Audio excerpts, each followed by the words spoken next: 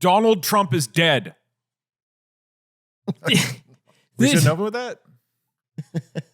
I read a tweet about it. Apparently, he's dead. Well, all right, scrap that.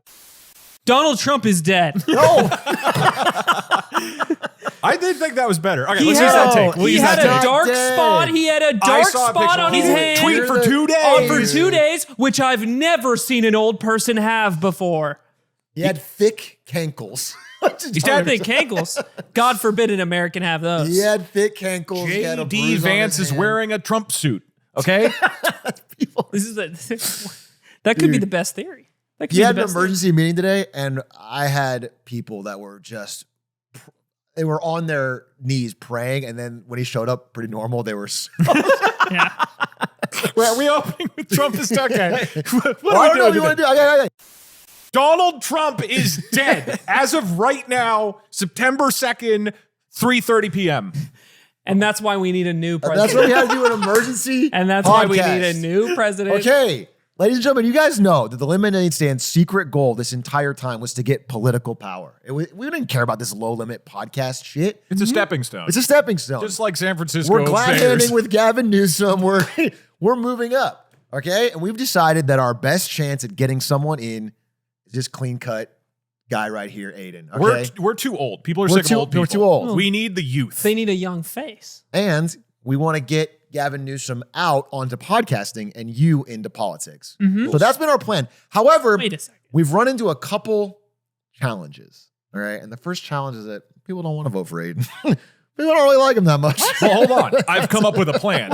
You see, it turns out you don't really need that many people to vote for you to win an election, which is why I've volunteered to be your campaign manager, Aiden. And if you can pull this up, I want to teach everybody what gerrymandering is real quick if you haven't heard of it, because we're going to be using gerrymandering for our plan to get you elected. And this is what everybody's doing right now in California and Texas. So I can become what Ted Cruz always wanted to be, the first Canadian-born U.S. president. Oh, that's Yes. Nice. What's your... And instead of fleeing to Cancun, you can flee to Sweden whenever anything goes wrong. No, I mean, like me and my White House staff will probably be on like Slack. Yeah. Your Mar-a-Lago is Sweden. Like 4 days a week, you're going to be in Sweden. Every like Mar-a-Lago headline, but it's him fleeing to another country. You're barely here. Okay. So Doug, you have been hired as his campaign manager because Aiden got desperate. I was kind of making fun of him.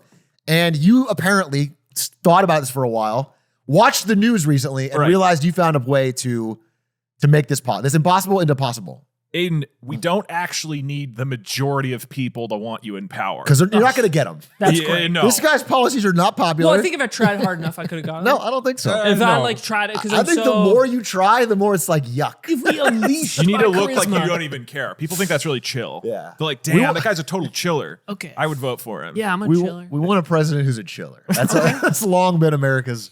Okay, let's imagine a hypothetical city called Lemonville, and you break it up into 5 districts. Okay. Unfortunately, we do not do voting where every person does a single vote. There are good reasons for that. We do representative voting. So if you take a state or a city or a country, you divide it into different districts, and then each district votes for one person who's going to represent them. Okay. So in this theoretical example, if 5 districts are made up, Lemonville is 5 districts. If you want to have voting power in Lemonville, you only need 3 of those 5, right? That makes sense. So let's imagine there are 15 Aidens in Lemonville and there's 10 Dougs. You've got the worst blood rotation of all time. It's just 2 people. No, there's 15 and 10. Oh, it's going between 15 It would be Sweden and AI in my ears, just nonstop. Sweden AI. So in this example, you have 60% of the vote, right? You are the majority. It's an so let's say you kind of evenly distributed people. Let's say 15 are in 3 of the districts, 10 are in the other. Then that would naturally align like this. 60% of the districts would be yours. You would have won them. And 40% would be mine. 3-2, so I win. So you would So win. we settled it. I am more popular. Yes. In this case, yes. But let's say you rearrange it. Theoretically, if you have 15, you could put 3 of your people in each of the 5 districts, and I only have 2 in each district. And in that case, you win all 5 of them because all you need is the majority you just need a slight majority in each district. The people love me. Yeah, we're going to get to the real world shortly. This is setting up for our plan. And then the inverse is true as well. Again, I only have 10% or 40% of the vote in this theoretical scenario. But if I stacked 2 of the districts with just your voters, and then the other 3 districts I kind of spread myself out, well, with 40% of the vote, I can actually get 60% of the representatives if I group people correctly in a way where I just have slim majorities within each group. Doug, that doesn't make any sense. No, it makes sense. Democracy. I don't like that I'm losing now, even though I have the same amount of Aidens. Dude, those first 2 districts are a nightmare. Yeah. All right. You got some baggage? You want to? And we know this would turn into 3 districts because they would leave and go to Sweden. Yeah. So, ladies and gentlemen, using the power of gerrymandering, you can really control what each district ends up as, regardless of the number of people who are actually overall interested in your party. Introducing the Aiden party plan. Aiden, I think we can get you to president. This is my path that you forged for me. And we've gotten you merch. I don't. Aiden 2028. Dude, I don't know if it'd be more embarrassing to wear this around the city than a MAGA hat or this. Ladies and gentlemen, introducing the Aiden 2028 plan. Okay, so I'm going to be real. I'm pumped about this because this is what I paid you to do. I was like, Doug, find me a way. Yeah. And then I'm getting no energy from you, Atrioc. Yeah. Like no I just reciprocation. I'm skeptical. I want to hear your plan. How are you going to make this country better? It seems like all you figured out is how to steal an election. I haven't seen anything. Well, no, hold on. It's not stealing. I'm using the legal available process. This is literally democracy. Now let's scale up. Let's start at Los Angeles. Los Angeles has 15 districts for city council. So if you have 8 of those 15 districts, you have a voting majority, right? There's 3.9 million people in Los Angeles. So if you do the math on this, even if everybody else, me in this case, has 2.86 million people and you only have 1.4, if you spread your 1.4 across the 8 districts, only with having 33% of the vote, you would actually win the majority voting power in Los Angeles. Is that real? This is real right now with 33% of Los Angeles. If you slice it so that you just go for 8 districts and a slim majority in each one, you can win with 33%. Dude, that's wild. I guess that does require you to have people who are rock solid Aiden voters, right? So you can know. Yes. And God knows I have some rock solid Aiden voters. Yeah. So, and just to be clear, like 2/3 of people the Dougs here would vote against you, and you would still have complete voting control in the city of Los Angeles with 1 million people. Well, we thought of a fair fight. Well, hold on. I think we got to go bigger. Yeah, I mean, that's just LA. We got to go to Anyone California. Can win LA. California has about 39 million people, and there's 80 districts in the state house, right? So if we were to spread, there's about 487,000 people in each district. Okay. So if we win 41 of the 80 districts, we would have voting majority. So it turns out, even if I have 29 million out of the 40 million people in California, we just need you to get 10 million. Only 25% of the total population of California. We spread them across the 41 districts, and you can win voting majority in California with only 25%. I like that 30 million vote for Doug, and he's completely locked out of it. I would be so upset if You've run the greatest campaign of all time. I could have been running this campaign instead of doing this podcast. It's not that hard. 10 million? That's not that much. That's not even that crazy. Fucking smirking face with a backwards hat and 25% of the vote making all the laws. What up? I'm running this year. With like one really convincing vote for me. Actually, not even theory. that many of you need to vote for me, and I still don't even care. win. You just need, one one quarter fourth of you. people. Now, an important thing that we're going to be talking about when we get to what is actually going on in the country right now, which is that what if the Doug side wants to win every single vote? Well, all you technically need is 51%, right? So if there's 80 districts and in every single district I have just one more voter than half, I would win every single one with 50%. So the inverse is true. You can abuse the majority votes as well if you spread yourself out evenly amongst the districts. And this is important for when these seats would be used nationally, right? So Yes. Okay. Yeah. So if you want to get as many as you can out of one state, Right. and you have a slight majority, Yes. you can. Okay. You're aiming to do something like this. Yeah. So we're going to come back to this, but let's talk about the president. 340 million people in the United States of America. There are 50 districts. which are the states. And let's assume it's evenly spread. That's a big assumption. I guess we assume they're all voters too. Yeah. And so we'll get to the voting thing as well. But, this is just total people. Okay. 6.8 million per state is what it would average out to. So how many people in theory do you actually need to vote for you in a presidential election to win? It's about 26% of the population. So if I have 251 million people and you have 88.4, but you spread yourself out just amongst 26 of the states, you completely ignore 24. Yeah. They hate you in 24 of the states and you win a slim majority of 26, you win. If I'm an omnipotent being, and I'm playing my game of, Civilization 9, where I'm running simulations here. This is the absolute minimum that I could win, the minority could win the election with. Is Actually, that what you're laying out here? It's even worse, because CGP Grey did a video because of the Electoral College, where each state automatically gets 2 votes for the elections on top of the basically number of representatives they have. There's actually the smaller states in America have more voting power for president proportionally than the big ones do. Yes. Right, yep. Yes. It turns out if you were to just focus on the smallest states with the fewest people, you have an outsized advantage basically for every voter. They're going to have more influence in the overall number of electoral college votes. You ignore the big states. So you ignore the big states. You just focus on the smallest ones. You just get a 51% majority. Turns out with 21.9%, you can win the presidency.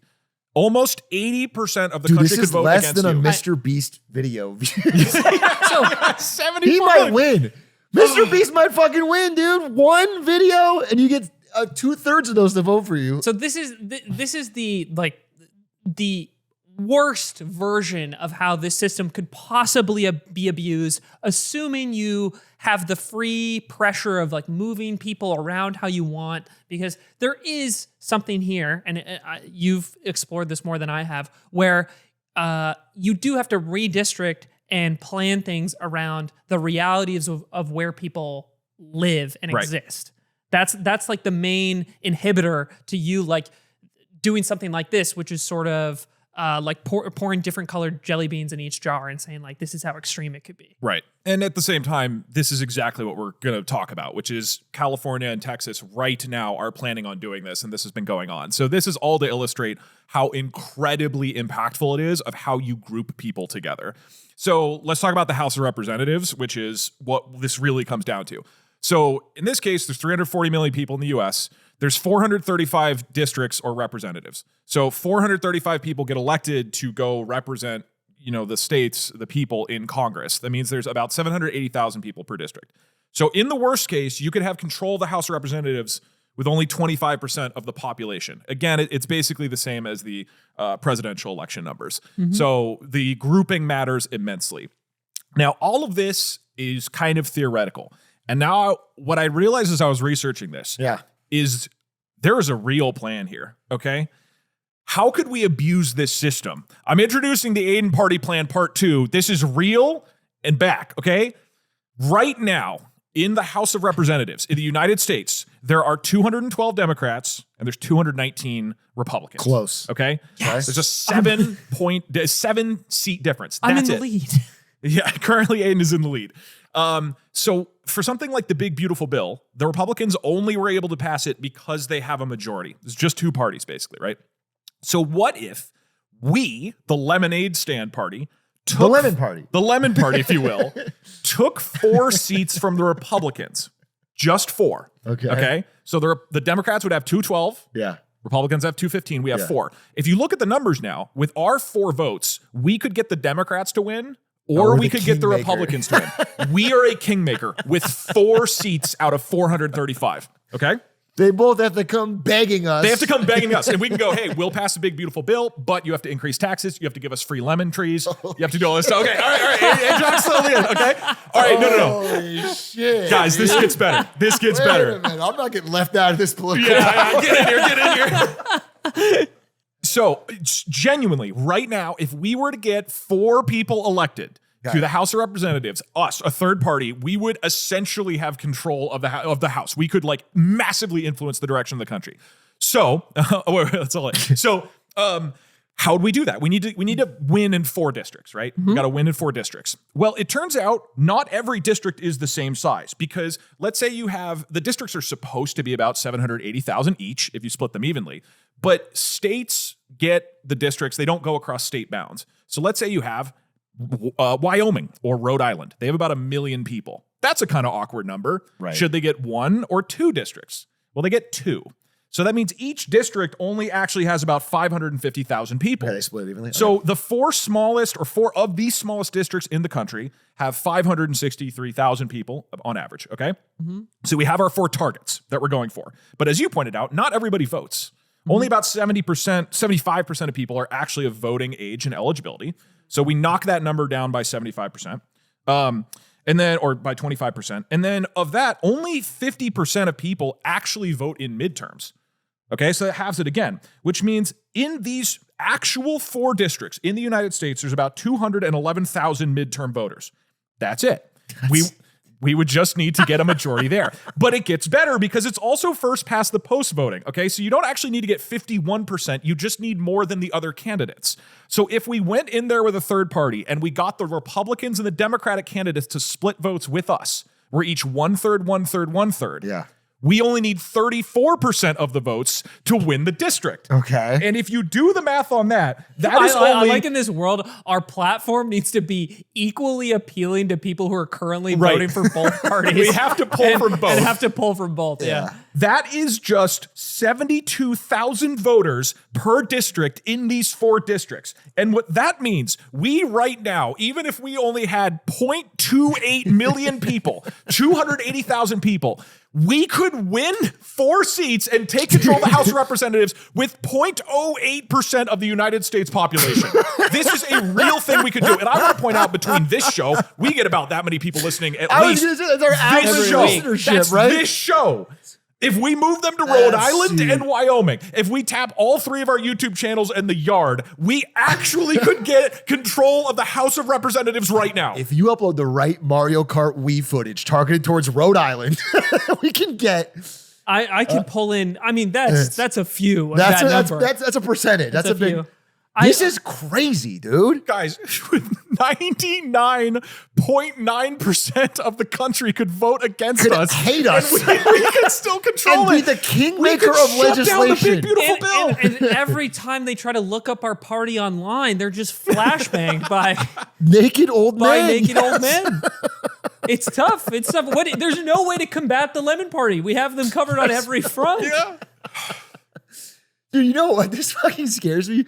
For literally, Mr. Beast could do last one to leave the Rhode Island polling station wins a Ferrari or whatever. Yeah.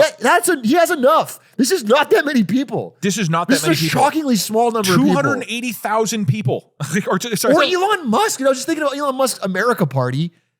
How much money would it, if you just flipped 4 seats? I'm just realizing you really are a kingmaker. So just you you're aware. legitimately are like the person that can make. This is specifically Elon Musk's plan with the America Party. He is not trying to beat the Republicans or Democrats. He is trying to do this. He's trying to get like 3 or 4 seats so he can control the voting. I guess because my first thought with that was, well, you're king-making an existing party that maybe you don't have that much control or influence over because they're still the majority. But because you get to choose between the two and you wield so much of the consequence, I guess you have the ability to influence way beyond the actual number of representatives that you have. Yeah, because Democrats and power. Republicans are now so polarized. They don't vote the same on anything. They literally, Yeah. you have to have a majority to get anything passed.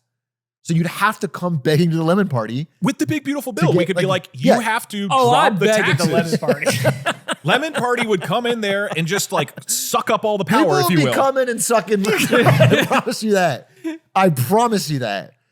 That's crazy. There's 2 old parties, and we're going to be a new old party getting in there. All 3 of us are just going to be grappling That's together what America's wanting, by in the the way, bed is of more power. That's the incestuous Lemon old Party people. promise. There's 3 guys in that picture of Lemon Party, and then it's like I'm the 4th. And, then and those are the 4 representatives.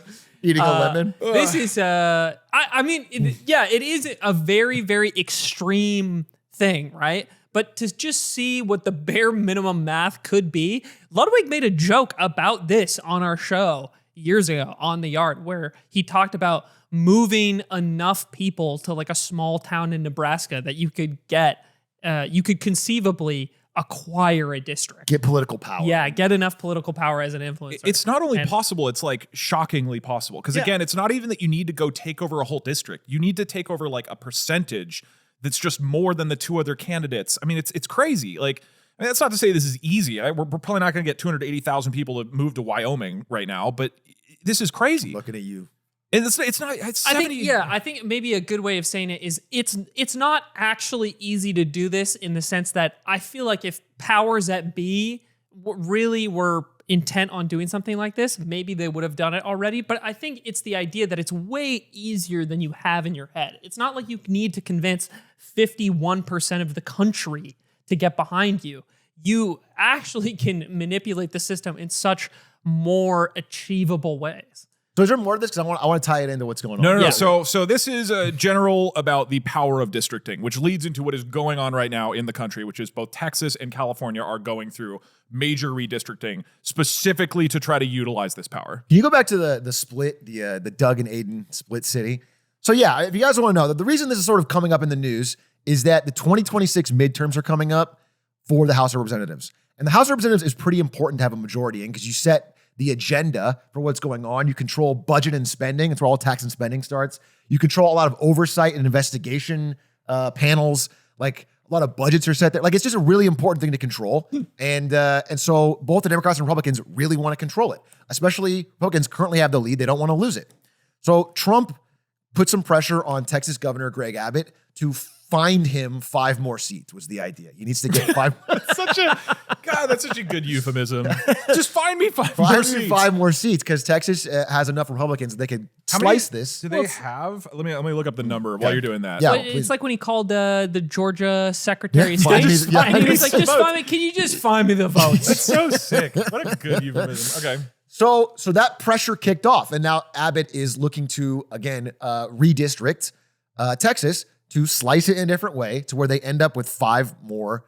If the vote goes the way they expect, and the Republicans vote the way they want, they end up with 5 more House of Representative seats for Texas in the next election in 2026. And so in response, California and Gavin Newsom are firing back and basically doing the same thing and redistricting and try to get 5 seats of their own. I think it is 5, right? That's what, it is 5. 5 seats of their own. So if they both fully accomplish their goals, it'll net out even. But a lot of other states are now jumping in on the fray. It's becoming like this.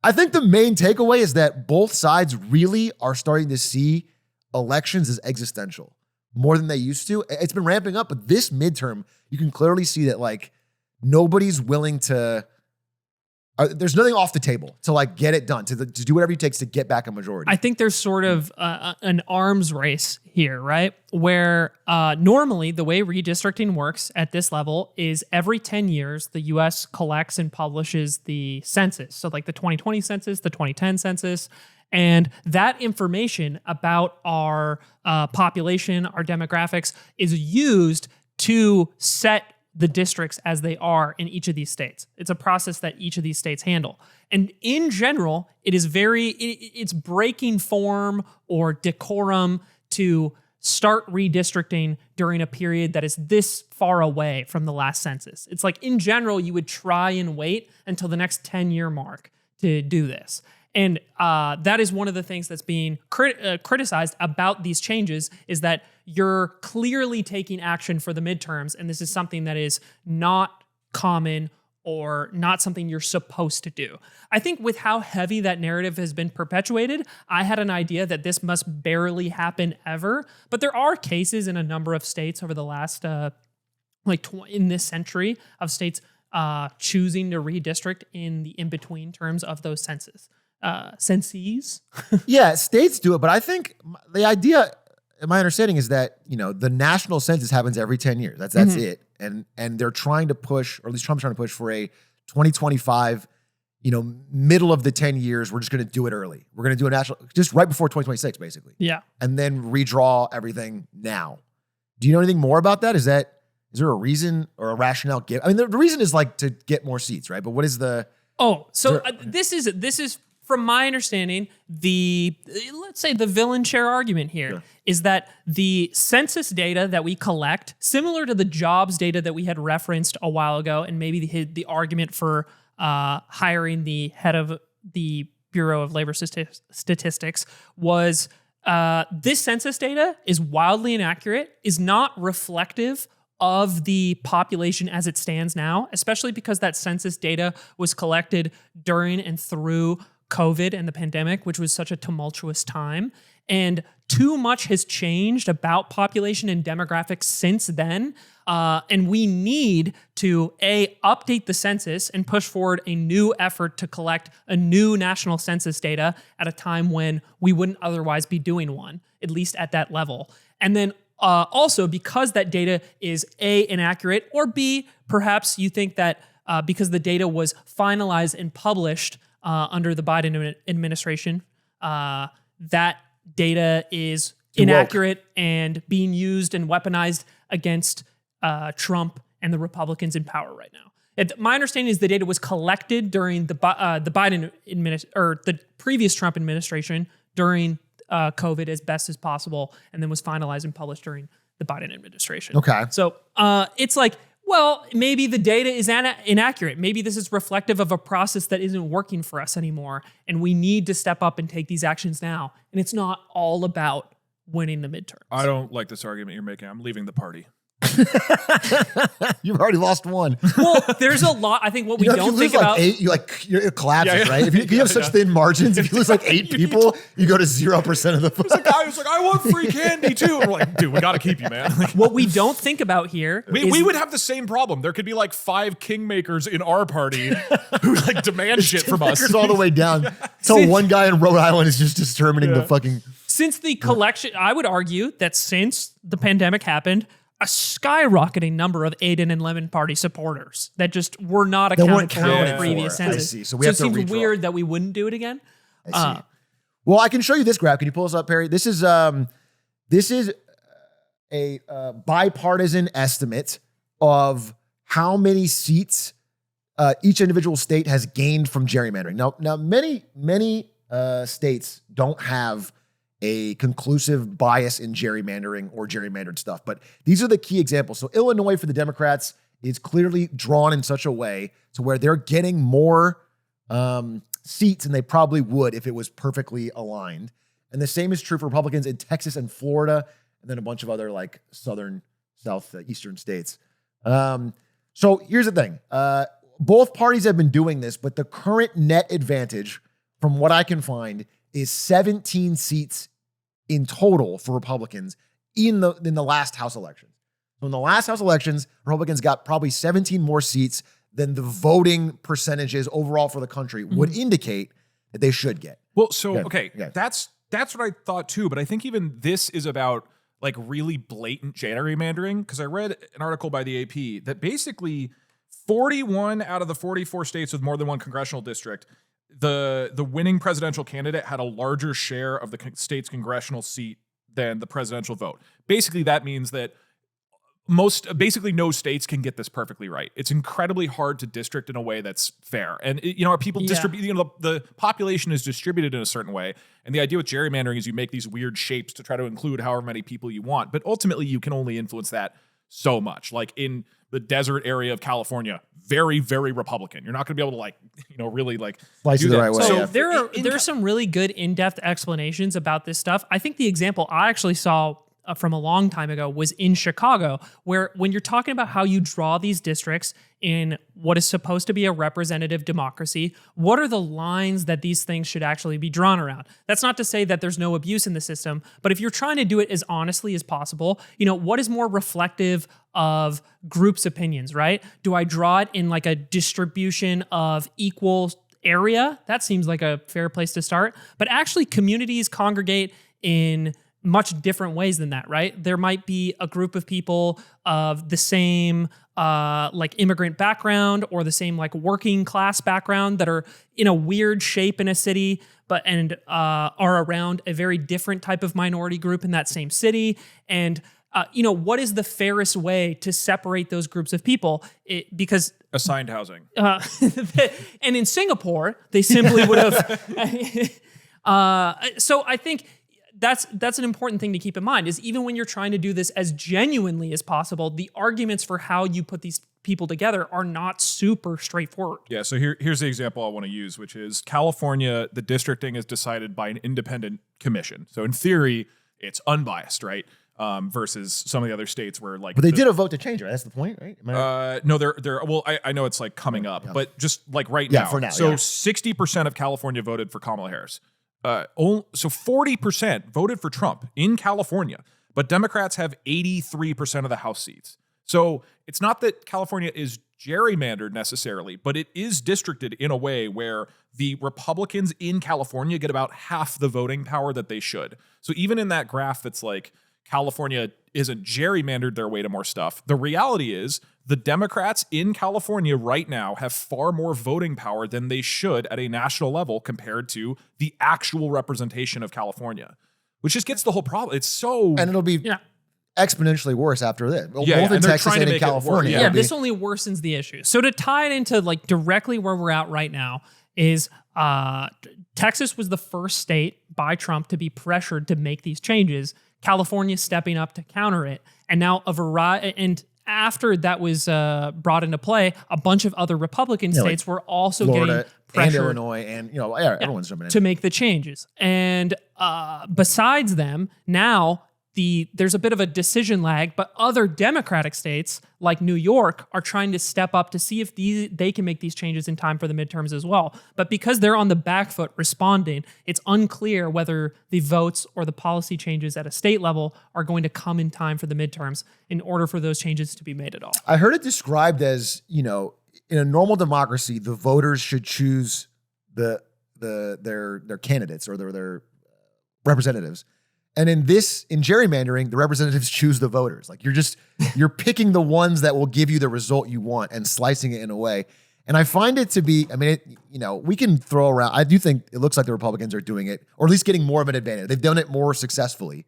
But it feels like for the all voters, it just means our vote is getting thrown out. It doesn't matter as much in every state that we live in. Like it's getting so widespread that we're getting to the point where the elections are being drawn ahead of time. Like we're not...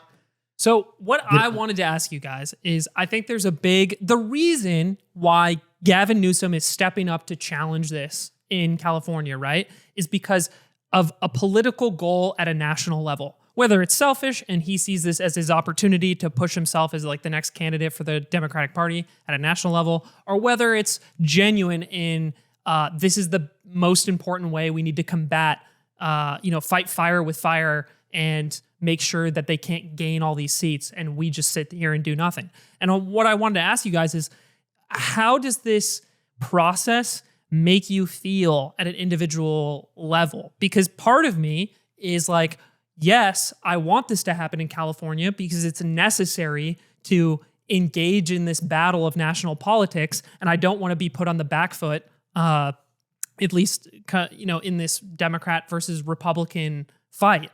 But also, as an individual voter, I don't think it's really fair or good that the system works this way at all, and that we're pushing further and further down a way that reduces the power of individuals voting in states where they're the political minority.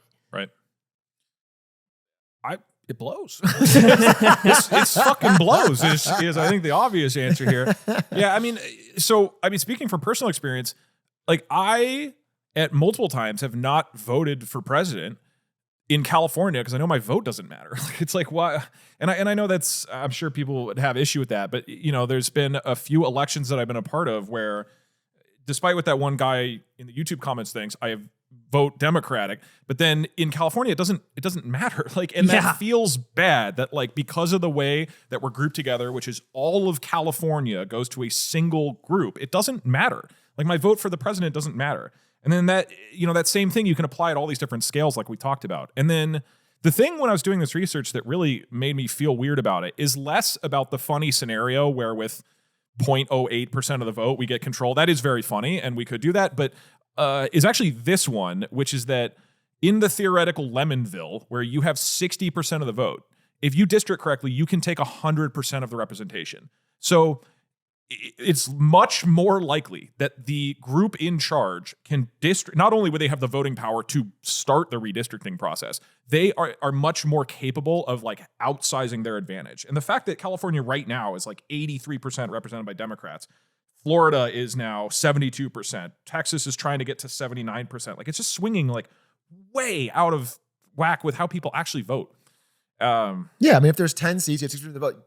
I think everyone alive would say the fair thing is you get around 6 seats. If you had 60% of the vote, yes. And if you're going to get 10, then every state that doesn't do gerrymandering is becoming less relevant. Like they're falling behind. Do you see any way that this stops? I don't see any way that this stops. Now that the Pandora's box is open, any blue state who has control of their house and is like, we can start a redistricting vote. We can literally find 3 more seats. Everybody's going to do it. This is really pretty depressing to me.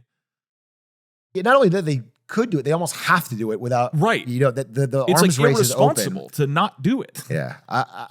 That's the situation we find ourselves in, where, you know, we have to almost pray that it evens out. It's like 5 from Texas, 5 from California. So, yeah. But your vote feeling so useless, I agree. I remember when, I think it was the 2016 election, and I lived in Washington State, and I think I voted in the primary, and then my ballot got mailed to like my parents' house instead of where I was living in Seattle at the time. And then I just didn't vote that year. And it was the first election I could vote in. And, you know, Hillary won in Washington, right? It's like me not voting didn't feel like this huge difference maker at the time, especially because I was fucking 18 and I didn't think about my vote much beyond the president. Right. Right. It was, yeah. To be clear, it was also when I was younger is when I was. Yeah. doing, so. But it's, I think it's got to be frustrating both ways. If you're a Republican in California, you feel like it's basically a wash. Like, what can I realistically win on at a national level? Kind of feels like nothing. But if I'm a Democrat, the idea that like I can kind of tell myself I don't even have to show up today and it doesn't matter. And I'm not saying that either of those perspectives are true in the sense that, you know, voting is important at so much more like local levels as well. When you show up, you vote on so many more things that affect your like state or district at a more personal level. But I think a lot of people forget about the things that aren't headlines. It's why people vote less in the midterms to begin with. It doesn't attract all of the same political attention from voters. So this is why I've been thinking we go back to the Roman system of we all meet in the forum and you can beat people with clubs. Right. Yeah, I mean, hash it out is a good way of putting it. Yeah. You say Roman forum because I was literally thinking of that book we read about the polarization in Rome. So I looked into this. Okay. I was like, why the fuck do we have a representative democracy? Why doesn't everybody just put in a vote for what they want? So not only was it logistical reasons when the country was started, you couldn't have the Pony Express fucking mailing in every vote. Sure. But on top of that, so like James Madison talked about it in the Federalist Papers, and he's like, we don't want a mob. If you have, 10,000 people show up to vote and 6,000 of them are voting on one side, they can just physically intimidate the other side and completely control. That's gangster. And that is That's what awesome. happened in Rome. And they specifically called that out. And we're like, we don't want to be like that. So this system where we vote for representatives, they will have a mature, stable government, and they will be able to have the nuance that a mob would not be able to. So they thought of this and they're like, this is but now in modern day, it's like, maybe we should everybody votes, everybody just types it into. I mean, I've thought about this since the year 2001 when they were doing nationwide voting for American Idol, and it seemed to run by like, why can't I just get on my phone? I wasn't even born then. I don't even know what you're talking about. You were 30. All right, villain chair. I don't think Russia or like China is thinking about hacking the American Idol voting system, right? I feel like that's the argument against digitizing. They the wanted vote. Ruben Studdard to win in fucking Putin's Russia. Putin wanted Ruben. I want big balls to code our Democrat voting system. But isn't that the argument behind, this I guess is the argument behind mail-in ballots, and it's not true either. But the argument about any of these things that would make voting more efficient or more easily accessible is you're sacrificing the security of the election. Well, right? I saw a tweet that they're stuffing the ballots. Yeah. I don't even know what that president means. say that this morning when I was watching. I saw a blurry video on Twitter where a guy is stuffing papers into a box. Checkmate. It was a press conference about like moving Space Force from Colorado to Alabama, and he spent a good chunk of it talking about how Colorado sucks because they have mail-in voting and it's all fraudulent. And I guess this is all part of this push for 2026 of doing whatever is possible to stack the deck to make sure, because the stakes are so high. So he wants to ban mail-in voting because it favors Democrats, and he wants to, they both want to redistrict because they favor each other. And then, there's the National Guard appearing in blue cities as possible, intimidation. And it's all just to win these. I want to show one more thing though, because this is I think a really cool graph if you can pull it up. And it ends before it even gets super bad. This is how often, the blue dot would be Democrat, red's Republican, how often they collabed or voted on the same thing. So the gray is good. Basically, the gray is like a bipartisan bill. So it means the two parties came together and collaborated. If there's a gray something. dot, that means they connected on something. And so you can see in the 40s and 50s, there's a lot of gray. I mean, there's a pretty big overlap. They often would find some sort of common ground to get something passed. Keep going. Keep going. By the 80s, they've sort of started to split apart. By the 90s, it's entirely apart. By the 2000s, there is almost no gray at all. By 2011, you see in 2007, there's like literally one line. And this stops at 2011, but my understanding is it has become essentially non-existent. It's two completely divided parties, and you cannot get something passed in this country unless you have a majority, which has caused everything to slow down, which has caused, Trump is the most extreme example, but executives, the president, has been taking more and more power because nothing gets done the other way. So they're just grabbing it. They're just grabbing it and doing things. And the American public, I don't think, is pushing back as much as they should because our normal representative system is not able to make progress. Well, I think the broader argument, the pro argument for these types of actions being taken, like this sort of redistricting, or you could take it to, other actions Trump's having right now, but, other executives in the past too, is that nothing through our congressional process gets done right now. And that's very frustrating to the average person. They want to see action taken and results from that action as soon as possible. People are, I would say, understandably impatient. Maybe not reasonably so, but understandably so. And it's like if I want the executive to take action because this polarization exists. I want the redistricting to happen because it enables the part, even though it sacrifices something about our democratic process, it enables the party in power that I voted for to finally fucking take action, which is something that I've been waiting 10, 20 years for. How do you argue with that person? Because like you said, you don't see a version of how this issue with gerrymandering gets fixed. And does that mean we just sit and wallow in a system that produces no results forever? Does it mean I finally get to admit that I'm happy with the executive taking action because it's even on something? the Democratic side? Like I want to say, so my head and my heart have a different, as we had said before, I personally, I prefer not to have any gerrymandering. I prefer to try to get it as fair as possible. But in this moment where I am really unhappy with the big, beautiful bill and things the House has been passing, I can see myself giving credit to Newsom for just doing action. I think there's a bias towards action.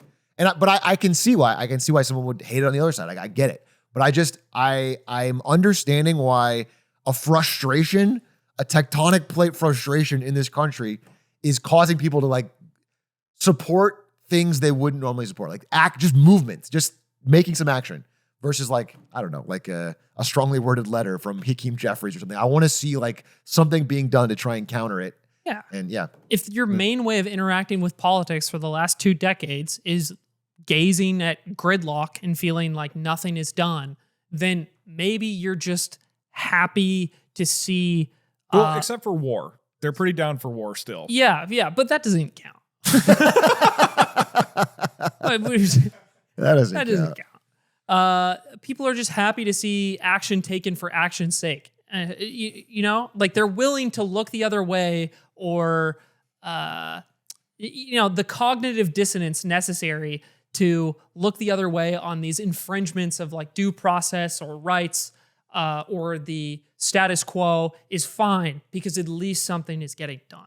If somebody at your office isn't doing their job, are you okay with your boss just maybe you slide over to his desk and you just start doing his work? At some point, you just want it to get done, right? Are you taking on your boss's work for free because he's not doing it? No, Trump is taking on his employees' work? He's doing the homework of the Congress, yeah. This analogy makes sense, okay? Pop quiz for you guys. Do you know where the word gerrymandering comes from? This is a factoid that you will be able to take. Do you know where the word gerrymandering comes from? Aiden, TikTok. If you don't know it, you have to say, I'm a little stupid boy. I'm a little stupid boy because I don't remember. I don't remember. There was a man named Elbridge Gerry. He's one of the least known founding fathers, but he is a founding father. And in, I don't know, the 1800s, I don't remember the exact year, he's decides to redistrict to help the Federalist Party. And he creates a district, can you show my screen? That looks like a salamander, I guess. It's so long and narrow, and it helps all the Federalists get a majority. Dude. And so a local newspaper, draws this political cartoon and calls it gerrymandering because of salamander. Oh, because it looks like okay, wow. Because so after Aiden's done, we'll call it Calvin snaking or something. Yeah, lemon We need party. a new Calvin fresh name. lemoning, yeah. But that's where it comes from. So yeah, I think we all agree it kind of sucks, but it's happening and it's going to be hard to reverse. It's going to be a weird. Yeah, by definition, because once you Once redistrict you have and you it. get control, you have the ability to prevent any vote to undo it. One little thing I saw that was interesting when I was reading into it was that states that don't have control of the judiciary, like what I found is almost everybody tries to gerrymander, but if you don't have control, like solid control of the judiciary, usually your gerrymandering gets undone. Like later on, they'll strike it down or redo it. So that is one of the main things that has made Republican states more effective at it, is that they both put in their gerrymandering plans, and the Republican ones can keep it because their courts don't overturn it. Is what I saw in the research. So that's where we find ourselves. I mean, I don't know if we have any larger stuff about 2026 or DJT. He did his press conference this morning. He's dead. That's what they said. So the whole weekend, everybody was saying he was dead because he had fat cankles and he had a big weird looking bruise on his He hand. had popped vein in his hand or something. Yeah. And but it turns out he was fine. He's golfed and came out today to show everybody he was healthy and talked about moving Space Force to Alabama. So he was fine. It's actually kind of a nothing burger. But he did talk a lot about, again, 2026 and how they need to get National Guard. Oh, I'll say this. The National Guard. So we talked about this a month ago, 2 months ago, when there was the ICE protests in LA. Yeah. And the National Guard was sent to break them up. Harry, could you pull up this presentation Atrioc made? Sorry, continue. Do you think that was a takeaway from what I said? Audio listeners, it says, in quotes, Donald Trump is dead, end quote, Atrioc 2025. Still Technically, he time. did say that. Technically, he today. did say There's that. I don't still- know if it was on the podcast, but at some point you did say those words. There's still a few months for this to be true. Not that that's a threat. Whoa! okay. I'm just All saying, right. hypothetically. This is all fun and games. Oh. Hypothetically. He even given a timeline. You Few said you months? killed J.D. Vance. Oh. I wouldn't say that. You said that. Oh. So a court struck it down. A court struck down the right of the president to have sent the National Guard into California without the governor's will. The line from I'll actually have it if I can pull it up. But he basically says that the president cannot use the National Guard as a personal police force. You mean because he's dead? That's right. He said, if you were living, you could do it. He's incapable. JD Vance can do it. Vance can do it. The goal of what was done in California seemed to be to create a national police force with the president as its chief. There was no, because there was a rebellion. That was the emergency. But the judge said there was no rebellion, nor was civilian law enforcement unable to respond to protests and enforce the law, which was my experience on the ground. I think the civilian law enforcement had it handled. I got tear gassed by him. You were crazy though. That was like 4 days after. You just going wild. Doug was there for the love of the game, actually. Yeah, you just do that every weekend. You just start, I was a little there. mini riot. I'm not kidding, by the way. They were there and they did tear gas me amongst other people. I got mini stampeded. When Really? I was there. Well, because somebody just said and then they all started moving back, and I was in the middle of a crowd. But nothing happened. There was nothing to cause the ruckus, but everyone moved back. So is this a California court or a national, like a federal court? That's a great question. Where was this judge based? And was he based? Presumably each state that the California National judge. Guard, Liberal judge, woke judge. the National I Guard take it back. is moving into more than California now, or attempting to be moved into more than California, and each state will have to raise their concerns individually, like through similar means. I imagine this is happening first because this happened much earlier than the other recent efforts. I'm sorry, say again. Trump is moving the National Guard or announced that he is moving the National Guard into more cities and states. That's right. Yeah, this morning he says he's going to move it into Chicago. He said Chicago's a war zone and people are dying. And even though Governor J.B. Pritzker does not want the National Guard there, he is going to do it anyway. Mm-hmm. And it'll set up another court battle, but that's for a different state. This is only for California. It's not even enacted yet because the rules were changed. Like you can no longer, a judge in one state cannot hold a stay on a president's actions nationwide. They can only social events. I like his bow tie. I will say that. He does look like he's got that going for him. He's got a little bit of freshness. He's older than Trump, looks like. Is he? Good. I like that a lot of our representatives are old. Yeah. I've been really scared that we're going to get anybody younger. It keeps me up at night, Doug. Honestly, I'm fucking It always feels petrified. good when you're a little scared of politics and you see somebody comes in to save the day who's also 84. Dude, I saw today, because people were making the joke about Trump dead, and I was like, well, how old is he? Well, he's Trump's dead? You heard it in my presentation. Barry, slide. Trump is 79, so he's younger than Biden is now, but older than Biden was at this time in his term. He's the oldest president ever inaugurated, which is Trump now. Do you know how old Bill Clinton is? Bill Clinton's like now, like 80, right now, 83, 84? Give a guess. I don't know, I'm just 89? guessing. He seems pretty old. 79, same age. Oh my god. Oh my gosh. Do you know how old George W. Bush is? 85. 79, same age. It's the same people. We keep getting older, and our presidents say the same age. Oh. It's the same people. And they're all born in 1946. We have been ruled by the same year of boomers Christ. right after the war for our entire lives. Except for Obama, who was a little bit younger. But like that's crazy, dude. Yeah, it's just boomer into boomer into boomer, even as they get older and older and older. That's wild to me. Okay, I mean, this is all, I don't know if you have any more politics stuff. Is there anything you want to say? Yeah, so I have one more follow-up. Similar, a ruling from a federal court recently, I believe, that the Trump tariffs are being struck down, or the Trump tariffs are unconstitutional. Yeah, I mean, the Constitution gives the power of the purse and the power to levy tariffs to Congress, and Trump has declared an emergency, which is that we're being ripped off by all our partners to impose tariffs at will, like on a handshake, any moment he wants. He's putting up 50% tariffs, taking it away 20%. We've all been through it. And a judge struck that down. It's going to go all the way to the Supreme Court. They're actually having an early ruling. I think Trump is going directly to appeal to them. That's what he said this morning. I don't know if it's him personally, but and so we're going to find out whether that holds up with the Supreme Court. If it doesn't, the result will be pretty wild because everyone that paid a tariff will get a refund. Oh. The government will have to refund hundreds of billions of dollars. Hi, Mr. Steelman here. Yeah. Mr. Steelman, who Okay. who actually was in love with the tariffs the whole time. Yes. And Mr. Steelman can acknowledge that the rollout of the tariffs and the enforcement of the tariffs initially was a little confusing. It got a little your party crazy. platform. We were getting them out there and we were pulling them back, but that was a part of the negotiations. That was a part of the art of the deal. Okay. And now we have arrived at the point where we have seemingly more stable tariffs, and the early revenue brought in from these things seems pretty substantial. How much are we talking? How many smackaroos? Isn't it like 100 billion?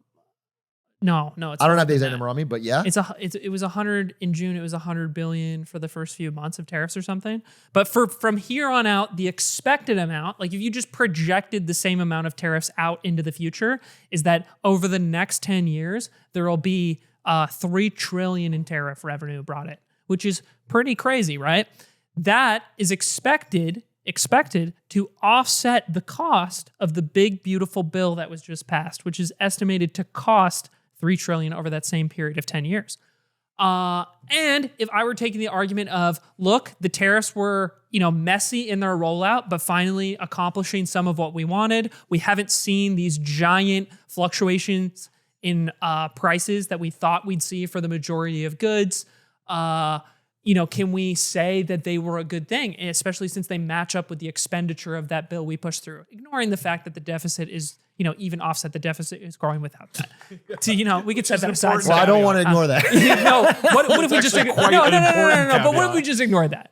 What if we just ignore that? And but imagine I'm Mr. Steel Man here, Mr. Man. Mr. Man. And I'm happy, like I said, with the executive action that's been taken. It seems like a substantially good move that is bringing in revenue to the country. Why should I be happy about this judge interrupting someone finally taking action and creating And to back up Mr. Steele here, I have more tax revenue because they cut my taxes, or more money because they cut my taxes. I can spend it on my favorite things like tariffs, so it evens out. So what you're saying is Aiden 28's platform is more tariffs. That's your plan. You decided that. Well, I was it's an unlimited quantity of money. I think we could just juice them all like 200%. It's free money, right? It's just kind of appearing at the ports. When you looked at the charts from earlier in the year, did you not have a fleeting thought to yourself that Svalbard was squeaking by? With its, they were ripping us fuck off. The seed vault on Svalbard was ripping us off. I agree. No, but the genuine version of this argument is that the income, this is creating a substantial amount of income. I understand it's a consumption tax. It's hard to project out into the future. Well, okay, that's the key argument here. I think this is what tariff debates come down to is, all the theory and what economics will tell you is that tariffs are paid for by your own citizens, as in the cost of selling the goods here will go up, and maybe not immediately because we're in a kind of a flux area where everyone's kind of holding off, but the cost will be passed on to the consumer. Things will get more expensive. That is the core idea. And then the other side of that is nuh-uh. And so I can't, if you're telling me, no, that won't happen, tariffs are just free money out of thin air that's coming from the other people, then we have to just wait and see. At the end of the day, that's the only core argument is will it get paid by our citizens and thus be a tax on the poorest Americans that are consuming more? Or will it be paid for by the other countries? And in which case, this is a free money printer. So you admit it could be free money. We're going to find out. It could be like we're the Spanish empire hundreds of years ago. Okay. And just galleons full of gold just arrive at our shores every week. Maybe that's what's going on, Atrioc. Maybe that's what's happening. And we're going to have to wait and see. Again, there is tariff money being in. But for me, it's almost more important to say that even if there's tariff money coming in, it is still so small. I know you're saying $3 trillion, but I just want to be so clear, so dramatically clear that the amount of debt we have this year will be higher than last year. Next year is going to be higher than this year. That 27 is going to be higher than 26. The debt is increasing every year. We are not making a dent. We're not turning it around. And so it all just feels like circle jerking. It feels like a lemon party. We keep saying tariff revenue or this revenue or Doge or tackling something as huge as the national debt is something that is challenging, and we cannot make a turn on a dime on an issue that is that big in such a short period of time. And this tariff revenue and the big beautiful bill, the fact that these things are seemingly canceling each other out in the short term and hopefully the long term, is a reflection of the budget consciousness of the administration, which is going to better approach these problems in the following years. I want to hone in on that point. I'm back in. Look, I'm the villain. He's got the right language. Yeah. He's got the right language. I'm the villain I like the villain chair, but I want to hone in on that is because you said, even in this best ideal situation, the big beautiful bill is budget neutral. So we are in a bad deficit. We're spending way more than we make. 2024 is one of the worst years ever. 25, you're saying at best it's the same. At best we've given tax cuts to the wealthy, we've cut Medicare, and we've balanced it all. Actually, that cutting Medicare saves money, but tax cuts to the wealthy, tax cut, no tax on tips, no tax on overtime, and then to make up for that, we're doing the tariffs, and that's going to balance it out. But it's not getting us any closer. Even if everything you're saying is true, we're not getting any closer. I guess what I'm arguing is because these things balance out in this. It's a reflection of budget conscientiousness that will surely fuel policy in the coming years that will attack the rest of the budget. Is that not so ridiculous? Next year. And if we gerrymandered correctly, we can get the representatives to do it. I've kicked the can for the last time. Yeah. Yes, this is the last one. You got to spend money to make money, Atrioc. You're right. Let's give Texas 100 seats. Let's do this. I swear to God. I do have a question, though, because I always hear that phrase. How much money do we have to spend to finally make money? Because it's been $36 trillion. It's 38. Dude, Oh, it's 38. Okay, we're the guy with the diamonds. We're the pickaxe guy with the diamonds. Next year's going to be If we get there, then all of a sudden it starts flowing. I'm sensing a lot of profit coming I mean, next we year. do make money. We're a rich country. We have a lot of money coming in. We just spend so much more and we ignore. It's happening to everybody though, man. I love that. I'm a big spender. I did want to say, you guys know Howard Lutnick? You ever? Yeah, I heard of that guy. Can we get a picture of his I heard smiling it all, mug? Lutnick. Love Howard Lutnick. He's like the used car salesman of. That is a good way of putting it. Yes. He's just very. Look at that smile. He's just sleazy, man. The way he talks is so like. But Howard Lutnick maybe disagrees with you secretly because Howard Lutnick, despite being on air all the time, pumping and promoting the tariffs, has been making, or at least his firm, Cantor Fitzgerald, has been making massive, massive bets. Again, it's run by his son, so they're in contact. Massive, massive bets, basically against the tariffs remaining legal. Here's how it would work. So let's say you import wine from Italy and sell it in America, and you have a big tariff bill that you have to pay. You're importing it. So you pay, I don't know, $15 million to import all this wine. And now you paid your tariff and you're good and you're going to sell it and make a profit. If they're struck down, if they're illegal, you are owed $15 million refund. But you're not sure that's going to happen and you need cash now. You can sell the rights to that refund at pennies on the dollar. Let's say you sell it to me for $1 million or whatever. So I give you $1 million, but now I have the rights to your refund. Now, if they get struck down, I can go cash in that $15 million and make huge profits.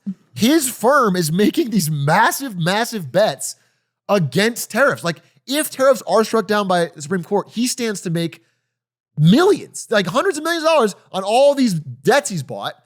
And does he even work there anymore? Only his sons run the company. So he probably maybe has a bad relationship with his sons. It's possible. I will just say it's odd that this is the firm he left to join this job is now directly making bets in opposition to what he's been preaching publicly.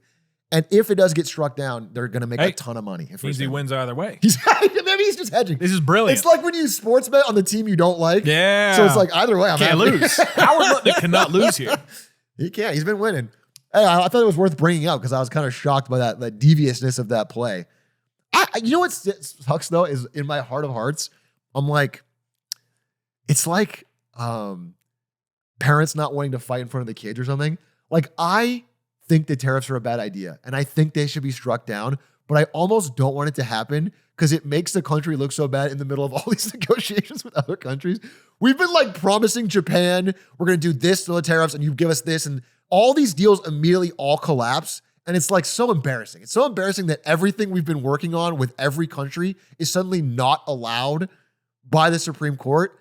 So it's weird. I have this weird, like, it's not my majority opinion. I wouldn't agree with it, but a small part of me is like, he's already doing it. Just like, keep it going. You know? There's a part of me that wants to also see it in action, see it through. It's like, you know, it's because everyone talks about, oh, this is what will happen with tariffs. And it's like, as long as we've, you know, introduced this much chaos into the ecosystem, we may as well get some data and see. And I know that's easy for me to say, but man, it's like that way we can at least talk about tariffs with some degree of knowledge about what happens in the real world versus it all being so theoretical. I think that's part of it too, is I agree with you, but more from like I'm of the, you know, unemployment is rising. It's slowly ticking up. If it gets bad enough, if inflation is like, if the economy is really bad by the 2026 midterms, people will likely blame tariffs and what's been happening. But if they are struck down, then Trump has a really good argument, which is like, they were just about to work, it got struck down, and now we're in chaos, and now that's the problem. And that would be a very annoying line of thought to me. So actually, I kind of do want to just go with it. We'll see what happens. Yeah. You know, reap what you sow. If it works out, great, then it's great. If it doesn't, then bear the consequences. You want to see action? I want to see action. Like Villain Aiden. Villain Aiden from I want you to get into power and do 500% tariffs on every country. It'd be so much money. We would get so much money if we did that. The ships full of gold just arriving in port nonstop. Yeah, I don't know. What do you think? No, this is super. I mean, that alone is really interesting. It's like betting against his own play, potentially, provided he has a spot on relationship with his sons. We should. Hey, let's dig into that. We should befriend his son. Let's get him on this show. Try to get in the fucking Lutnick family tree, dude. Try to fucking. This weekend, this weekend, I went somewhere for the first time. I went to Nantucket in Massachusetts, which is an island off the coast near another island called Martha's Vineyard. Okay. And it's kind of like my understanding of it. And I learned the reason I went there is one of my girlfriend's best friends has like a family home there, and we got invited to go. And this place is kind of like maybe the Hamptons. Like Nantucket feels like a step down from the Hamptons, but they're basically the same thing. Okay. And it's a lot of rich people that, a lot of older money that has accumulated there over time. A lot of like wealthy island life. And where the Lutnicks of the world might be hanging out, if you will.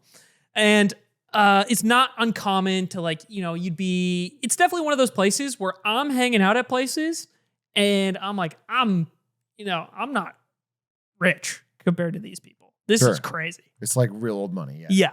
And one thing thought was really, really interesting about the island there is it's what? I looked it up. $4 million is the median home price.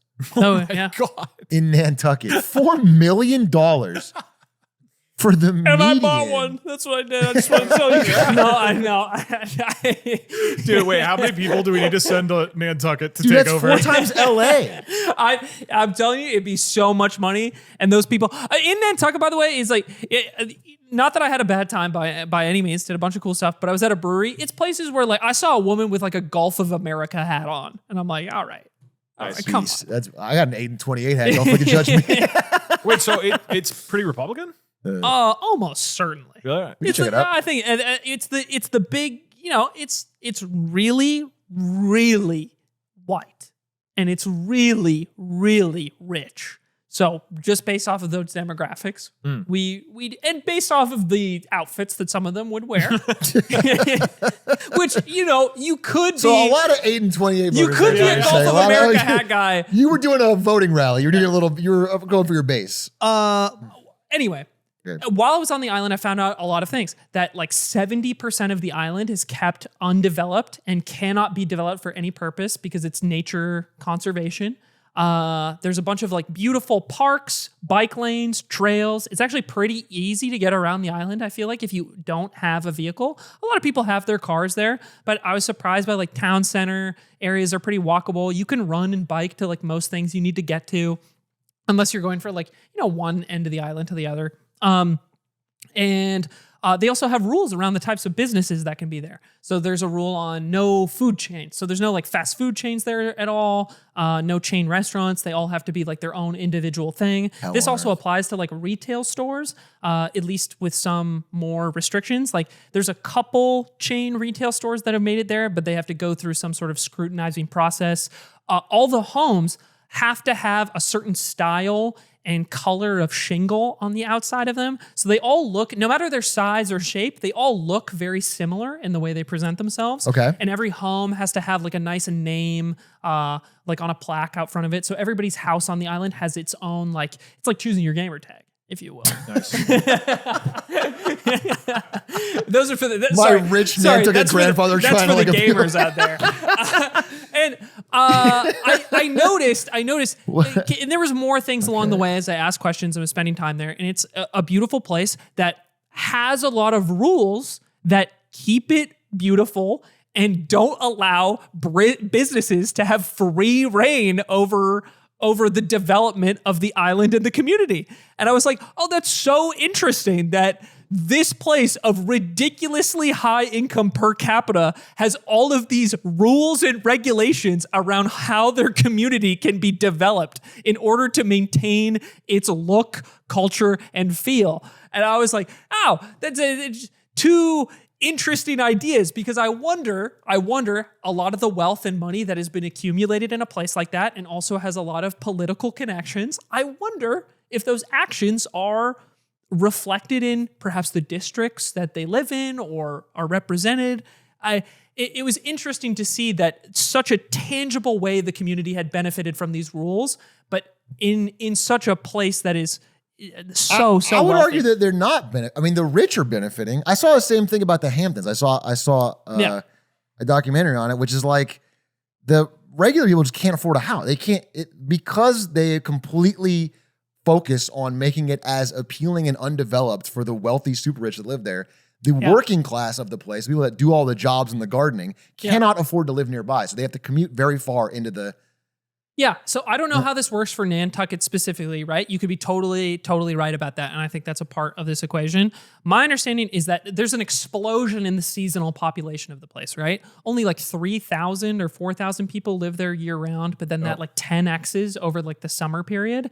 And a lot of the people that come to the island are the businesses and workers that like open up for the summer season. Almost like the opposite of like a ski resort. Yeah. And a lot of the businesses that operate have to offer or do offer housing and places for their workers to live for the summer that is like affordable or like easy to use for that time period. I didn't explore this dynamic fully, so I don't know all the ins and outs. I'm just saying the Hamptons example is like people would, when a seasonal rush of old wealthy people come in, which is a certain time of year, there would be a lot of opportunity and jobs, but obviously you couldn't afford to live there. Yeah. So you'd have people that come in, work these gardening jobs or work these food service jobs or whatever, and then in the off season are literally going into the forest and living like in homeless encampments. Yeah. And then coming back out. It might be exactly the same, Okay. right? I was just talking to seasonal workers who had been out there. They usually had some type of housing provided to them through their job. I don't know if that's common. Maybe I just talked to like a few exceptions. I like talked to like 3 people about this. Okay. But you could totally be right about that.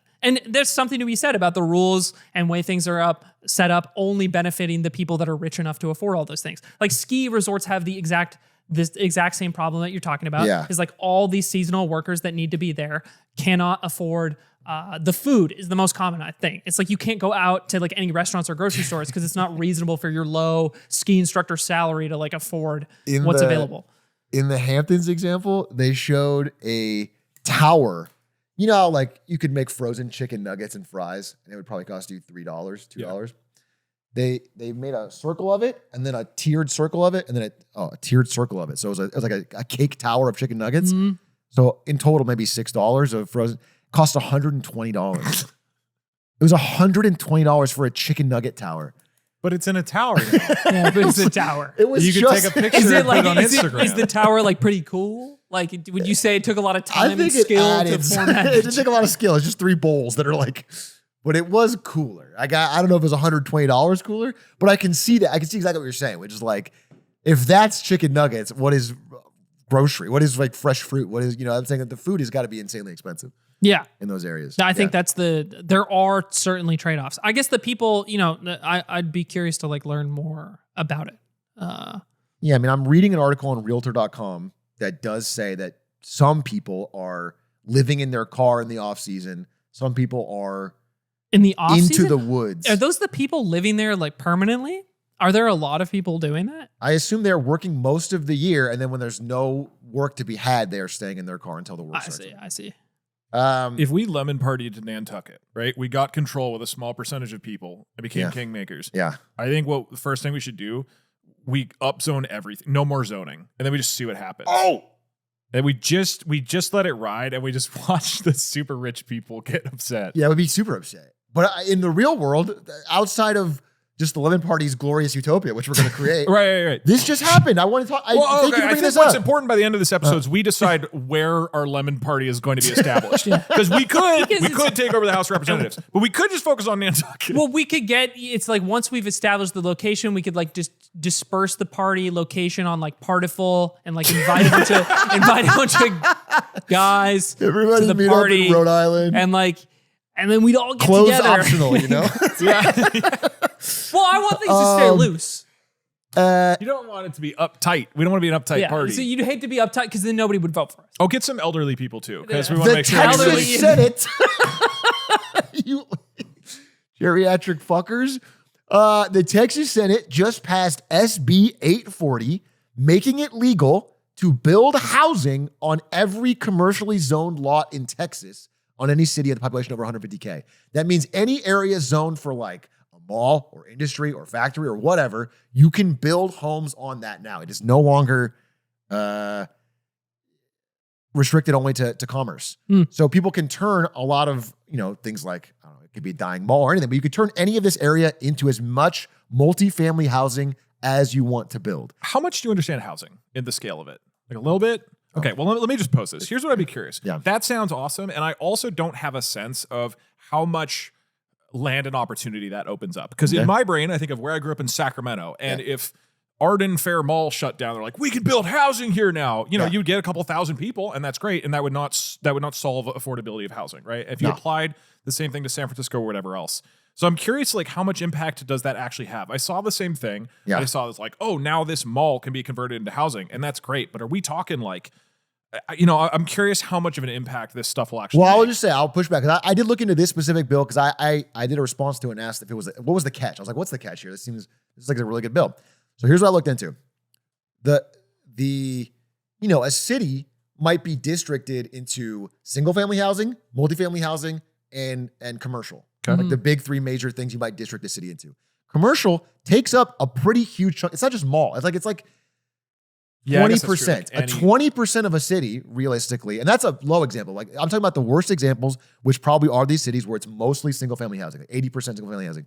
It's a big chunk of the city that is now you can just buy land on that area and build an apartment building or whatever. You're completely zoned for that. And they included in the bill a lot of things that stop building usually, which is like parking space requirements over a certain amount or, you know, so I wouldn't say this is a catch-all, especially because it only applies to cities over 150K, which is only like 4 major cities in Texas. Like it's not actually all over, but it is. I mean, I'd like to see what happens because it seems actually kind of cool. Seems great, yeah. And could lead to like more freedom to build apartment buildings and move forward with supply. So I think it's not a bad thing. It's not like the utopia catch-all, but it's like a good step of progress. I will give this the lemon party stamp of approval. I think that the old men over there are really doing something spicy, and I appreciate it. I mean, what would be great is if the type of thing is this goes well and then it puts pressure on other states. Yeah. California, Gavin Newsom to be like, we should also do this because, boy, would love more housing. Yeah, more upzoning would be awesome. I think it'd be really cool. So I don't know. I thought it was a nice piece of good news, and hopefully it goes well. And if it doesn't, then it's all Texas's fault and problem. We can, you know what I'm saying? There's those idiots. Guinea pig. Yeah. I mean, this is the type of thing that probably takes at least a few years to see any of the reality of, you know, what direction, positive or negative, that it pushes in. I know that's true. It's funny. We're just so slow because, China builds things in 8 months and you see the impact relatively quickly. We just build so slow. Like even with the zoning in the right spot, it'd be interesting to try. I don't know if there was a world where we could. Yeah. This is an interesting thing on The Daily recently, and they were talking about the difficulty of building in America in general, just across the whole country. And construction is one of the few areas of the economy that in the past like 50 years has not really increased in its productivity at all. Like there's been no significant changes in the output relative to like time and money put in. And that's, and they're trying to like identify, why is that the case? Why do we struggle compared to all of these other countries? And then also reasons that, building homes in a custom capacity can only be put on an assembly line in so many ways, right? Right. Like a car, we can kind of pump them out. But in the case of this, any attempts to create really replicable assembly line-esque housing has not actually had a lot of success. Like literally building homes in America or in the world? In the US at least. Because like Korea's making nuclear reactors on the assembly line. They've modularized it, so I'm surprised that we can't crack that nut. I feel like America used to put down a suburb. Lemon Party will nut. Yeah, I couldn't tell you what all the, I could take a guess from like other things we've learned, but I can't remember from this specific report what the like interlocking things. The examples that it brings up is over the past 10 years, there've been a bunch of hyped up companies to invest in that are basically like, let's take smaller homes and like build them in factories at a scale that makes them widely available like the and container cheap. Home type thing. Yeah, but none of these companies have ever found a significant amount of success. People don't really want to buy these type of homes at the scale that they say their company is going to be able to sell at. I also wonder how much of that is just cities don't allow it, right? Most cities, based on how they currently vote right now, they shut down new housing in general, and probably even more so the idea of, okay, let's get in a bunch of cheap, identical homes, right? Yeah. To, the homeowner association, that's like the nightmare scenario, right? To the average boomer, that is the nightmare scenario if they come in and put the like Lego bricks in a big grid on their city that they've invested into and taken over. I feel like that's so much of suburbs though, right? It's HOAs and like copy and pasted homes in neighborhoods like that. I just, with how hard it is to build any houses, I imagine the resistance is even higher. Like this is maybe slightly above like, housing for drug addicts to get off the street or something, of which is the most vociferously opposed. But, I can't imagine people are open to this. Yeah. I saw in the Hamptons thing I was talking about where I was looking it up to verify what I was seeing in this video. And a 600 square foot, 1 bed, 1 bath house went for $2.8 million. What is this fucking where? Monaco? In the Hamptons in New York. Oh. And the HOA fee was $2.2K a month. To have an HOA, I mean, that's crazy. Do you guys have HOA fees? No. I don't. Mine is high. Oh, yeah? Mine is, apparently it's like low for Have my they flagged you? But mine is like 7. You keep that big Aiden 28 flag on your lawn. Mine is $700. Jesus! Yeah, that's my Holy my shit. fee. What is the justification for that? What do they And do? that's pretty low for that neighborhood, which is crazy. Oh my God. Okay.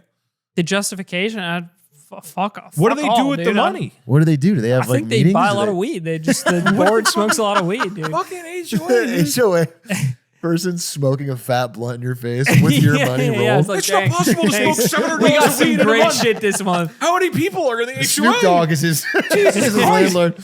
No, I mean, I couldn't. That's crazy, bro. It pays for a bunch of different stuff. It pays for like the vents getting like repaired and cleaned. It pays for like stuff related to the piping. It pays. Oh, so they're like they're like working on your home or building. something. Yeah, I mean technically yes. Oh, okay. I was imagining like a neighborhood where you're just like in your plot of land or something. No. I think this is in like an apartment complex. Got it. So, okay. That's a little different. Yeah, there's like paying it. people to like come in and clean and like work at the facility and that's kind of different. That's kind of different. Versus some suburb place. I had a little tech update. So the tech guy in the podcast. Ooh, tech update.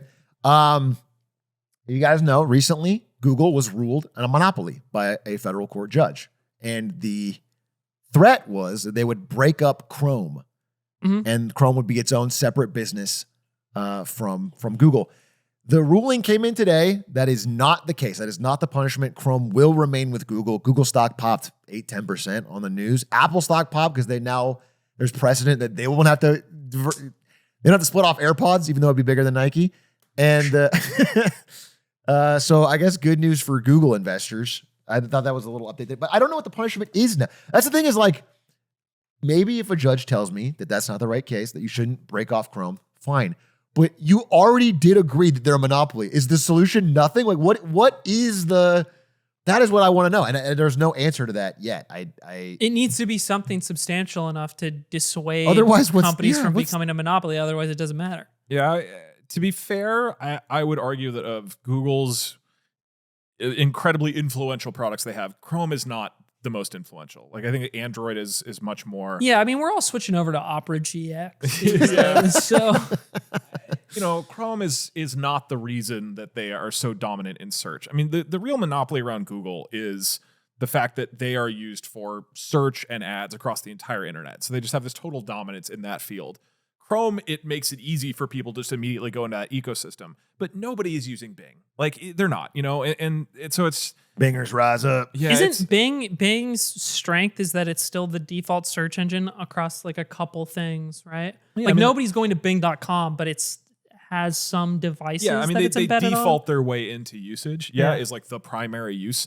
So, in theory, they can default their way into more stuff, maybe. But it's just, people are choosing to. So I feel like Chrome is Alphabet without Chrome is still going to dominate. They're still going to be obscenely powerful. And so, if this turns into a different type of, like divestment, I think that's probably a good thing. If it turns into nothing, that's probably not a good thing. It looks like they're not going to be required to divest anything. They're not even required, because one of the things that was a big part of the case was that Google pays $20 billion a year to make their search default on Apple. Right. Yeah. And that was a big thing. It was like Apple's a huge chunk of American phones and Google's the default on it, and no one else can match that. That is still allowed. They just can only make it 1 year at a time. You can't make a 10-year deal. They can only, so I don't know. I just don't know what the punishment is. Like they have agreed in the court of law that this is a monopoly. They have an undue advantage that crowds out competitors, and the punishment seems to be fucking nothing. I'm sorry, I'm not on the mic, but so I find that frustrating, even though I do agree with you probably that Chrome is not the core of the issue and wouldn't. Like, yes, it is technically there. That's monopolistic. It's just not the piece that's going to make an impact. The villain chair. Well, Speak up, villain. Perhaps it is not enough to dissuade the continuation of the monopoly. But if the contract happens in 1 year at a time, doesn't that leave room for any competitor to come in and potentially offer something?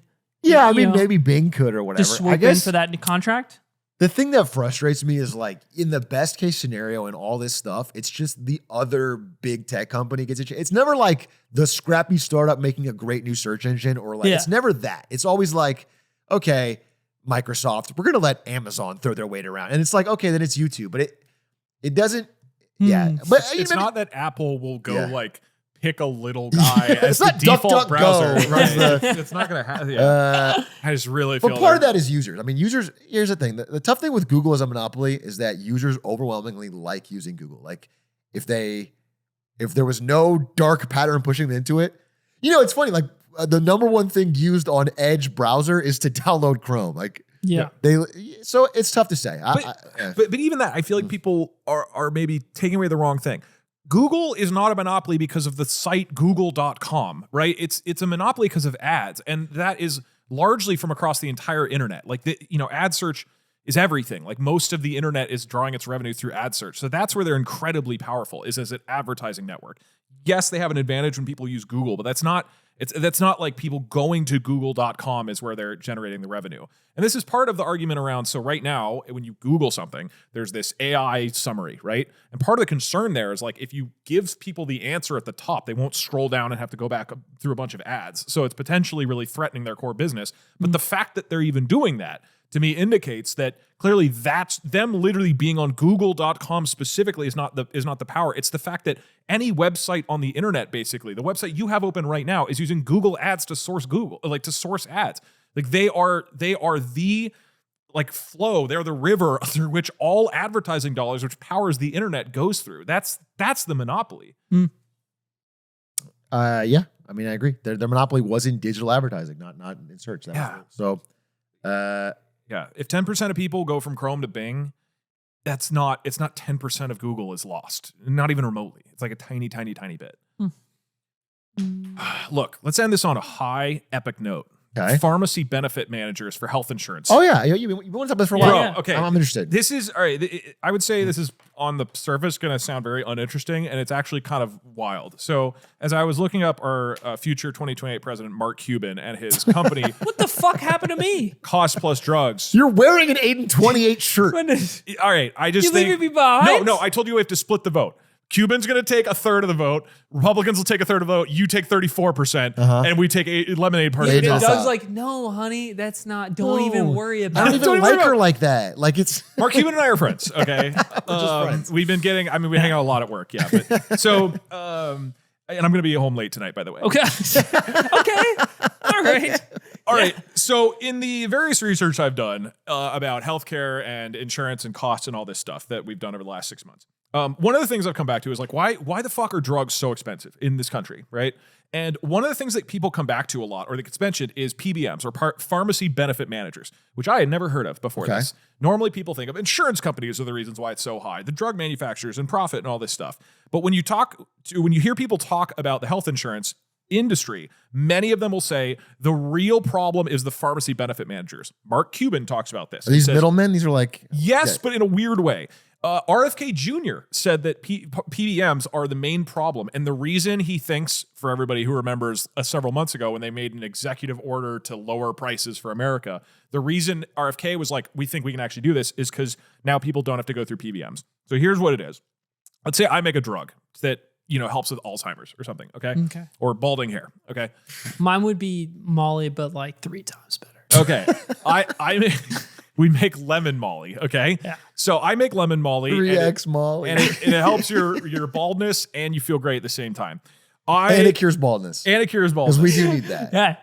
Yeah. So it's great for raves because you're going to look good and feel good. You got a head full of air at that rave. It is extremely rapid. It's like bamboo rate. Like it's within an hour.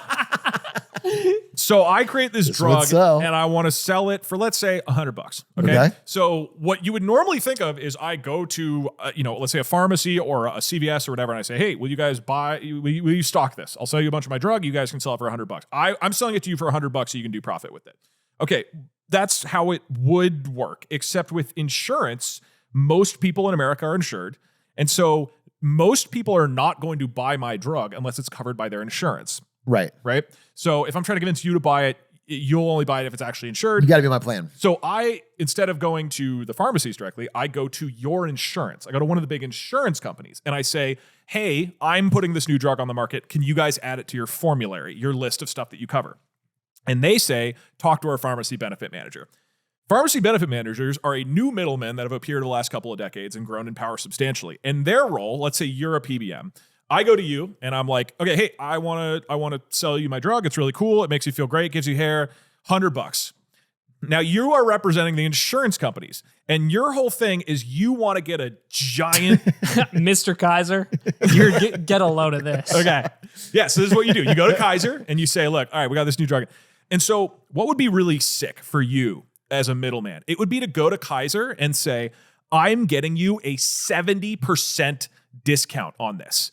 Okay, we're gonna get the drug. We're gonna buy it from this stuff. You guys are gonna cover it, and I'm getting a promise from them, the DougDoug drug manufacturer, to get a 70% rebate. Okay, let's even knock it out. Let's say 50%. All right, so you come to me and say, we'll only stock it if you give a 50% rebate. You got to give that back. Okay, what would I do in this scenario?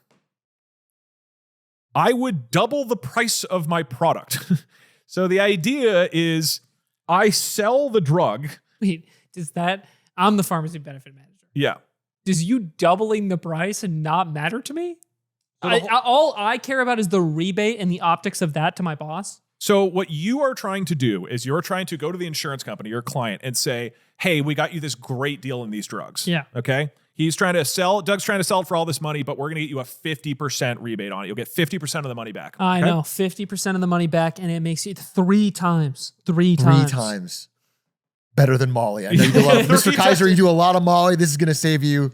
Mr. Kaiser, I know you do a ton of Molly.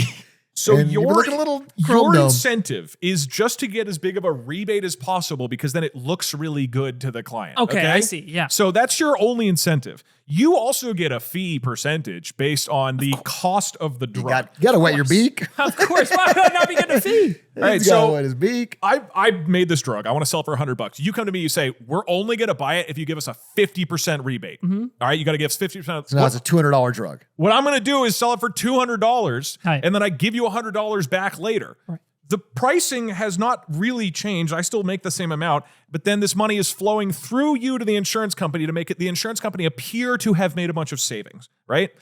Basically all appearances. It doesn't really make a difference. But what's actually going on here? Okay, well now I'm putting my drug onto market for $200. If you're not insured, the price now doubled. This is like on the low end, okay? Not only that, you get a percentage as a PBM of profit from the total price of the drug. So if you can get this price to go up even more. You want you to double it. You want it to go way up. Everybody wants you to jack it up. You want to jack it up, he wants you to jack it up. If you convince me to jack up the price. We're all jacking it up. We're all jacking. We're all on Molly and we're all jacking. That's all. I'm going to be honest with you. This sounds fucking awesome. Right. So far. Okay. So from our perspectives, you, me, and the insurance company. Okay. What's going on? I want to make $100, so I'm going to sell it for $200. You want to get a rebate for 50%. I give the 100 back to you. You take part of that. The insurance company has to only buy it for $100. Yeah. everybody wins except for the patient, because anybody who isn't insured has to buy it for a higher price. Well, wait, okay, I got a question. This is where, okay, wait, this is, hold on. So I think I broke the analogy slightly by making it 3x Molly that also gives back your hair. Because ultimately that's, consumers don't really need that. But in most Speak for yourself. in most circumstances, this is going to be some type of necessary, perhaps life-saving medication that the end user doesn't really have a choice in whether they need to take or not. I mean, yes or no. There's so we plenty can of drugs kind of, because in any normal market, we couldn't freely jack up the price in this way, because it's, if it was just a consumer good, the person at the end of the line could just be like, well, I'm not going to fucking buy it. But now in this case, because it's pharmaceuticals, the end user pretty much has to get it if they need it. Yeah, there's much more stickiness to them being forced to buy this thing. So then you go to the pharmacy and they're like, hey, this pill you're buying, this is $1,500, but you only have to pay $20. Have you ever wondered, like, why the fuck is this happening? It's because, well, it doesn't cost them anywhere remotely close to $1,500, but every chain in the healthcare system, everybody jacks the prices up. They all get percentages of the fees, and everybody is rebating these discounts to each other. They're all jagging. All the Everyone's jacking. There's fees going left and right and center. And this is why it's a fee orgy. Yeah. If you've ever seen people online be like, I saw this recently. Somebody said, I was charged $30,000 to give birth at a hospital. And I told them, I'm not insured. This is unbelievable. We can't afford to pay this. And they say, oh, if you're uninsured, we have a rate of $4,000. And they were like, why would you charge $30,000 to begin with? Because this is how the system works. At every stage, there are these middlemen who basically say, okay, you increase your price. I'll give a discount back to you. We all get middlemen fees in the meantime. And it all sort of evens out. The problem is that the list price just keeps going up and up and up at each stage of this. If you're uninsured, you're completely fucked, because then you have to pay these things. And then on top of that, the insurance companies are also fine with the prices going up, because then they can have a percentage of the they can have a percentage of the cost go to the client, to the customer, to the patient, right? And so they can say, look, we as an insurance company, we're covering 95% of the cost of the drug. You just got to cover 5%. Interesting, but much of their cost coming out of rebate. Right, it's massively inflated. Not only this, all of this PBM stuff is completely opaque. There's no publicity around any of it. Interesting. So That's good. No one knows if a drug is on market for $2,000. You have no idea how much the insurance company is actually paying for that. What's probably going on is they pay $2,000 in quotes, and then all these rebates flow around where they only actually pay, say, $100 or $50, right? Right. So everything gets massively inflated. But then you pay what, 5%. Yeah, if you say 5% of 2,000, that's $100. You're paying right? $100. It's like, oh, well, that's a great deal. We for you. covered 95, right? But they paid almost nothing on their end. So the insurance companies, everybody is happy with the price going up, except wait a minute. Are you fucking telling me that American healthcare is bad? God, dude. Are you trying to get to the? Because that's a fucking lie. And one of the things as I was thinking about this is like, okay, these pharmacy benefit managers, they are basically making everybody inflate what's going on. This is true of like all major pharmaceutical. Apparently, these are ridiculously influential. There's 3 giant ones that basically control all this stuff. Nobody has any idea what they do, but they are part of public companies. For example, CVS has one, and they make, because they're public companies, they make billions in profit a year. So just the middleman fees from the pharmacy benefit managers makes billions of dollars in fees. Like.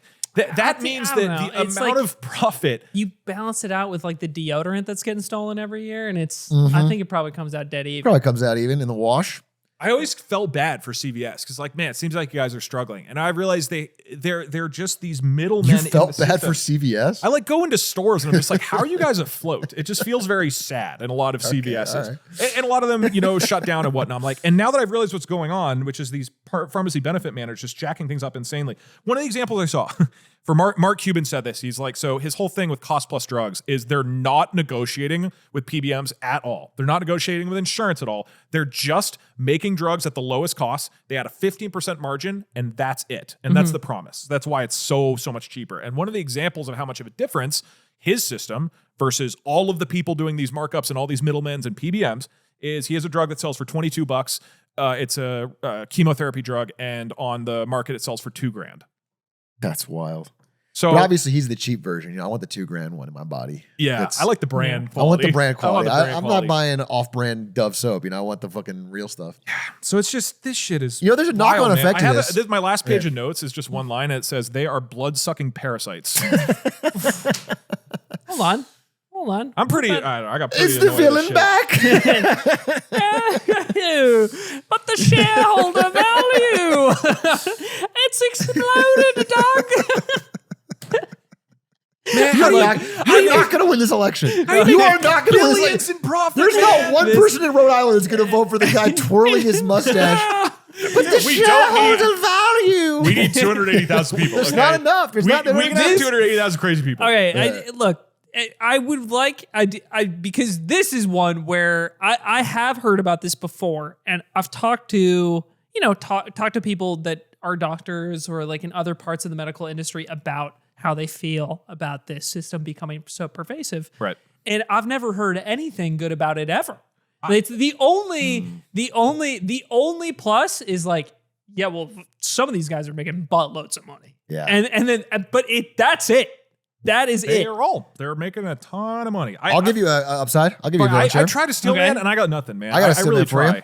So the list price of these drugs is what is, GDP is calculated on goods and services moving in America. Okay. The list price of these drugs is what goes into the GDP calculation. Okay. Which is why among all developed countries, we have the highest percent of our GDP spent on quote unquote healthcare. Let's go. So in fact, in a country that is Number one. only getting less than 2% growth, a large part of that is just way marked up drugs being shuffled left and right around through So insurance you're companies. telling me that if I sold my drug instead of $100, which to be clear was my initial idea, Yeah. through all these middlemen and negotiatings, we're all like, wait, let's just jack this up. Let's jack this up more. Jack it up 20 times. We sell for $10,000. That's just 10. That's 100 times the GDP. You've increased the GDP by that much. Have we considered using this to solve the debt?